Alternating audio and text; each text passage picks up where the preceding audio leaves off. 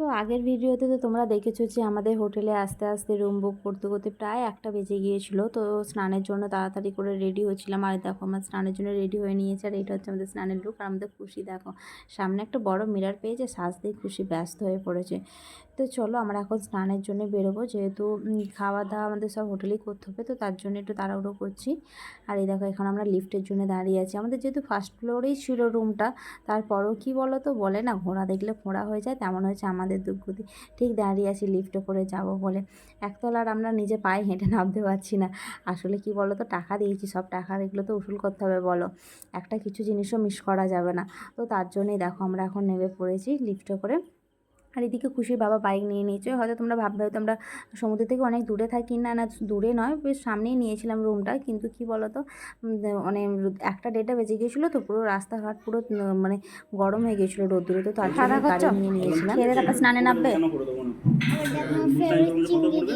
কি নিয়েছি আমরা, নিয়েছি ভেজ থালি নিয়েছি। যেহেতু খাওয়া দাওয়া করে আসা হয়নি আমাদের হোটেল থেকে, তাই ভাবলাম খাওয়া দাওয়া করে নিই, তারপরে আমরা স্নানে নামবো। আর এখানে যে খাওয়া দাওয়া করতে নিয়েছি আমরা, এখন ভেজ থালি নিয়েছি। খুশি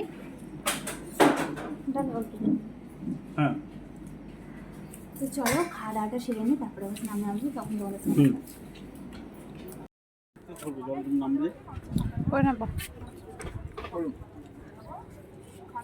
ভালো লাগছে বাবা।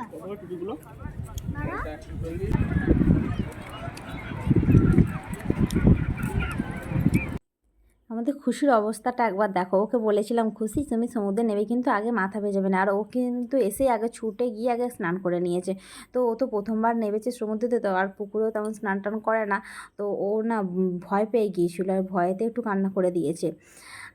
আর আমি সত্যি কথা বলতে আমি ভাবতেও পারিনি যে খুশি কিন্তু সমুদ্রে স্নান করে। আমি তো ভেবেছিলাম ওকে হয়তো নিয়ে আমাকে সমুদ্রের ধারে বসে থাকতে লাগবে, কিন্তু না, প্রথমে একটু ভয় পেয়েছিলো, তো তারপরে ভয়টা কেটে গিয়েছিলো। তখন একা একাই প্রচণ্ড মজা করেছে, ওকে দেখে তোমরা সেটা বুঝতেই পারছো, খুব মজা করেছে খুশি কিন্তু।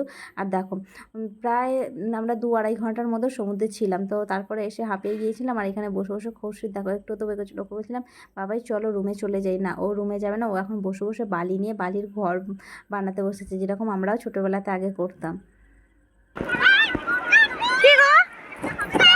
এই দেখো স্টারফিশ, আর এগুলো কি কামড়ে কামড়ে ধরছে না পায়েতে, অতিরিক্ত আছে কিন্তু এখন প্রচন্ড গরম। কই দিকে স্টারফিশটা দেখো, কথা বলছিল।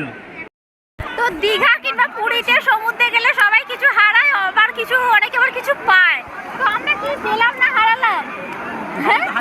আমরা হারালাম দুটো জিনিস হারালাম। এক হচ্ছে খুশির সানগ্লাস, দুই হচ্ছে খুশির বাবার সানগ্লাস। আমারটা আছে, ওরা দুজনে দুটো সামলাতে পারে না, ওদের দুজনের গুলো গেছে সমুদ্রের জলেতে, তাই তো খুশি? হ্যাপি না সে? বাবা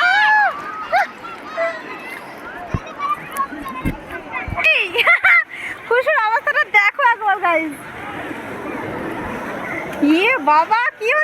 তো চলো ভিডিওটা এই পর্যন্তই থাক। তোমাদের ভিডিওটা কেমন লাগলো জানিও, যদি ভালো লাগে তাহলে একটা লাইক কমেন্ট শেয়ার করে দিও। দেখা হচ্ছে পরের আবার একটা নেক্সট ভিডিওতে, ততক্ষণ সবাই ভালো থেকো, সুস্থ থেকো আর সাথে থেকো। টাটা।